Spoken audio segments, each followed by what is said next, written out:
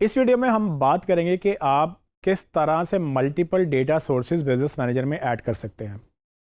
ये data sources बहुत important है बिकॉज कि डेटा के ऊपर मार्केटिंग अच्छी बनाई जा सकती है। आप ट्रैकिंग जब तक नहीं करेंगे कि लोग कहाँ से आ रहे हैं, क्या कर रहे हैं और उसके ऊपर कौन सा बिहेवियर चल रहा है आपकी वेबसाइट पे, तो जब तक आप ये नहीं ट्रैक करेंगे आप अपनी कैंपेन्स जो हैं वो अच्छी नहीं बना सकते। तो मैं आपको इस वीडियो में ये बताऊंगा कि किस तरह से फेसबुक में डेटा सोर्सेज ऐड किए जाते हैं, कितनी तरह के डेटा सोर्सेज हो सकते हैं।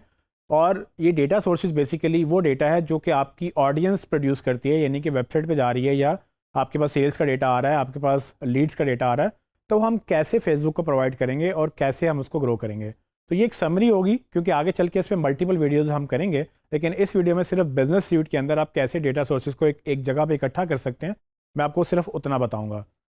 तो आइए चलते हैं स्क्रीन की तरफ। जी स्टूडेंट्स, इस वीडियो में हम बात करेंगे डेटा सोर्सेज की। तो ये सेक्शन है डेटा सोर्सेज का। यहाँ पर अगर आप देखें तो सबसे पहले कैटलॉग्स हैं।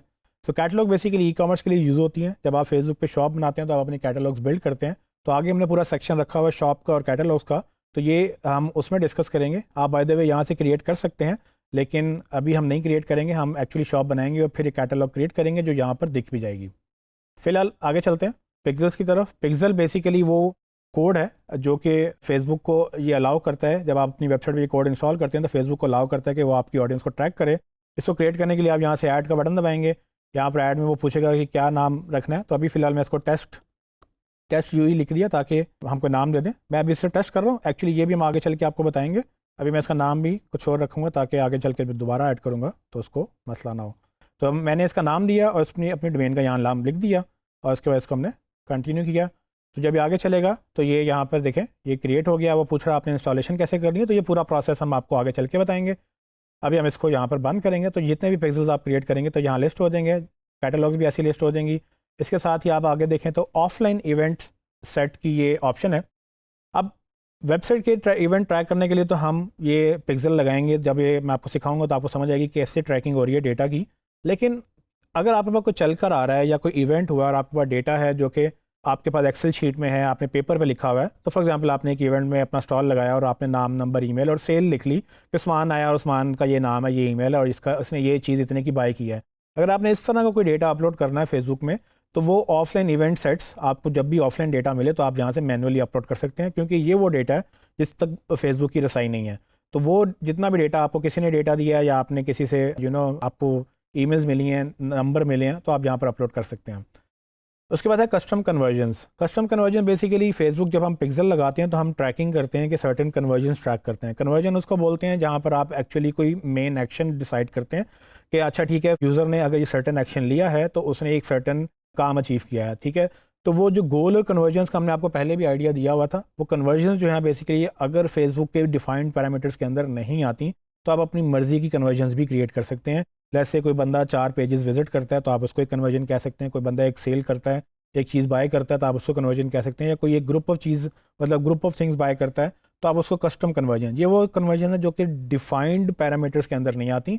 अदरवाइज सेल, परचेज, लीड, वो बाकी सारी चीज़ें फेसबुक के अपने पिक्सल के अंदर, इवेंट्स के अंदर वो आती हैं, वो हम ट्रैक भी कर सकते हैं। और ये आगे चल के मैं आपको पूरा एक सेक्शन इसके ऊपर बताऊंगा। अभी हम सिर्फ डेटा सोर्सेज डिस्कस कर रहे हैं जिसमें आपको जो भी चीज़ें क्रिएट करेंगे यहाँ पर वो लिस्ट होती जाएंगी।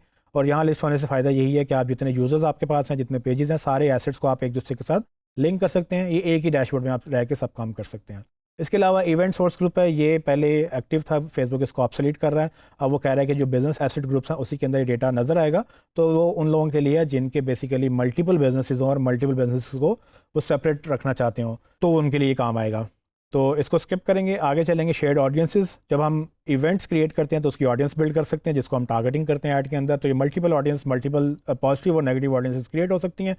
तो ये चल के भी हम आपको आगे बताएंगे। लेकिन चूंकि यहाँ पर ऑप्शन नज़र आ रही है तो ये जब आपके पास कोई ऑडियंस कोई और बिजनेस मैनेजर आपसे अपनी ऑडियंस शेयर करता है, जैसे कि आपका क्लाइंट शेयर करेगा या लेट्स से आप अपने क्लाइंट को या आप अपनी एजेंसी को डेटा शेयर कर रहे हैं, तो यहाँ पर वो जब लिस्ट होंगी वो चीज़ें यहाँ पर आपको नज़र आ रही होंगी कि कौन सी चीज़ किसके साथ शेयर्ड है या आपके साथ कौन सी ऑडियंस शेयर्ड है। फाइनली इसमें बिजनेस क्रिएटिव फोल्डर्स का ऑप्शन है, जहाँ पर अगर मल्टीपल टीमें एक चीज़ पे काम कर रही हैं तो यहाँ पर आप अपने क्रिएटिव्स के फोल्डर बना सकते हैं। यानी कि आप अपने वीडियोस, इमेजेस या जो भी आपने डेटा फेसबुक एड्स के लिए यूज़ करना है या बिजनेस मैनेजर को आपने मल्टीपल टीम्स को एक्सेस देनी है, तो यहाँ पर आप एक बटन दबाएं, वहाँ पर फोल्डर का नाम क्रिएट करें, डिस्क्रिप्शन लिखें और वहाँ पर डेटा अपलोड कर दें। तो आपको ईमेल करने की बजाय आप यहाँ पर अपना एक डेटा इकट्ठा रख सकते हैं। मार्च कैंपेन है, अप्रैल कैंपेन है, जून कैंपेन है, जो कैंपेन वाइज आपने महीने के हिसाब से रखना है, आपने कोई सर्टेन कैंपेन रखनी है, तो यहाँ पर फोल्डर्स बन जाएंगे। तो ये था जी आपका डेटा सोर्सेज का सेक्शन, जिसमें आप मल्टीपल डेटा सोर्सेज को इकट्ठा करते हैं। जी, तो आपने देखा कि किस तरह से मैंने मल्टीपल डेटा सोर्सेज के बारे में आपको बताया। अब ये आगे चल के हम मज़ीद एक्सपैंड करेंगे, इसमें कैटलॉग्स, पिक्सेल्स और ये बाकी चीज़ें हमने मज़ीद भी डिटेल में डिस्कस करनी है। तो अभी तक के लिए इतना ही।